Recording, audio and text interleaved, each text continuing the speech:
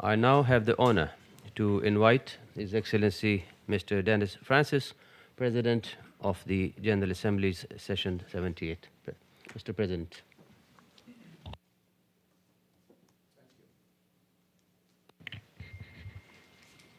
Your Excellency Sedat Önal, Permanent Representative of the Republic of Türkiye to the United Nations, Ms. Ligia Noronha, Assistant Secretary General and Head of the United Nations Environment Program Office here in New York, Mr. Michal Mlynár, Acting Executive Director of UN Habitat, Excellencies, ladies and gentlemen.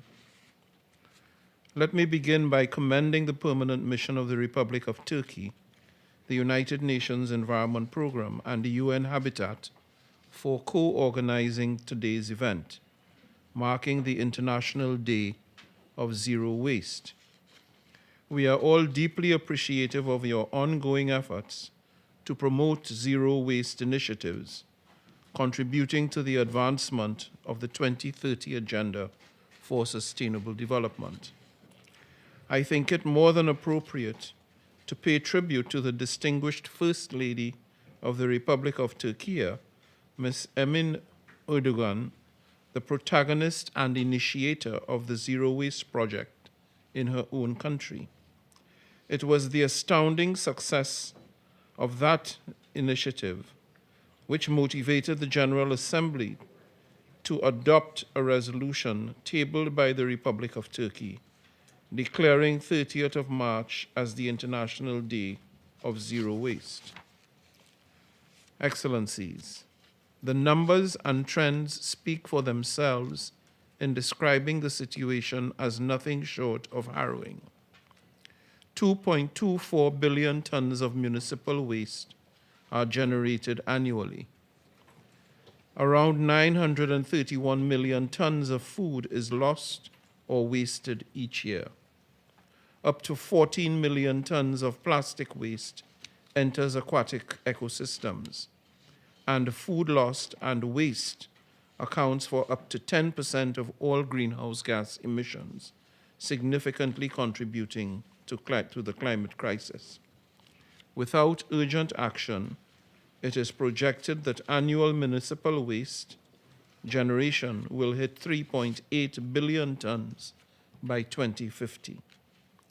Moreover, if we cling to the business as usual mentality, we will have more plastic than fish in the ocean by 2050. Today, as we commemorate this important day, we urgently need to pause and rethink the unsustainable linear development model of take, make, and dispose we have been so actively pursuing. It is high time that we replace that model with sustainable practices of production and consumption that minimize our ecological footprint, including adopting a circular approach that promotes a resource-efficient model of reduce, reuse, and recycle. To achieve this, we must shift our perspective and accelerate our efforts to develop and implement zero-waste initiatives to foster the environmentally sound management of waste, the minimization of waste, and where feasible, the total prevention of waste. Such a societal shift should not be a burden. Rather, it should be seen as an opportunity not only to mitigate environmental harm, but also to foster innovation, create green jobs, and to promote social inclusion. It should also be viewed as an opportunity to invest in sustainable infrastructure, prioritize eco-friendly technologies, and empower communities to become true stewards of their own environment. Allow me to also reiterate the commitments made by world leaders in the 2023 SDG Summit Political Declaration, which acknowledged the serious threats posed by plastic, air, and chemical pollution, and expressed firm support for an international legally binding instrument on plastic pollution.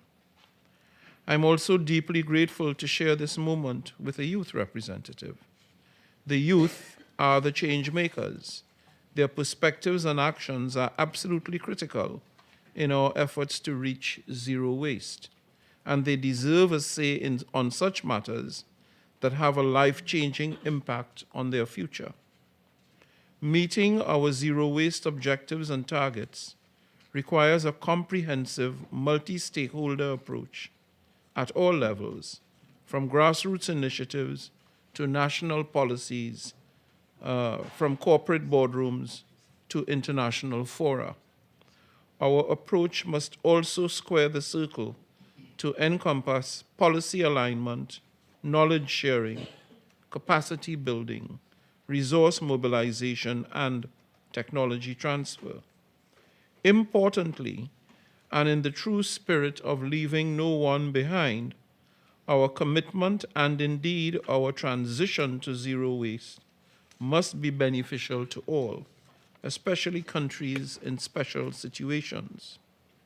Excellencies, ladies and gentlemen, let me close by reiterating that our commemoration today is rooted in a robust commitment to pursue and attain sustainability within the framework of Agenda 2030, through, among other things, converting to sustainable patterns of production and consumption. To this end, sustainability remains one of the core priorities of my presidency, the full manifestation of which will be rolled out during the inaugural Sustainability Week I will be convening from the 15th to the 19th of April. I envision that this week of back-to-back high-level engagements will spark in-depth discussions on transport, tourism, energy, infrastructure, and debt sustainability and socio-economic equality, propelling substantial progress in these key sectors of the economy. I further expect that zero waste initiatives, with their cross-cutting relevance across these sectors, will feature prominently in the discussions. Furthermore, it is my sincere hope that the harvest from this week will both inform the deliberations of the Summit of the Future and accelerate momentum towards attaining all the SDGs. The journey towards zero waste does not by any means involve a simple, unplanned destination, but rather a continuous process of learning, adaptation, and innovation. As President of the General Assembly, I will play my part, and I call upon us all to harness the power of collective action and solidarity to turn the tide on waste. I wish you all a fruitful discussion. Thank you. Thank you, Your Excellency, for your inspiring remarks and for your strong leadership on sustainable development and matters related to environmental sustainability.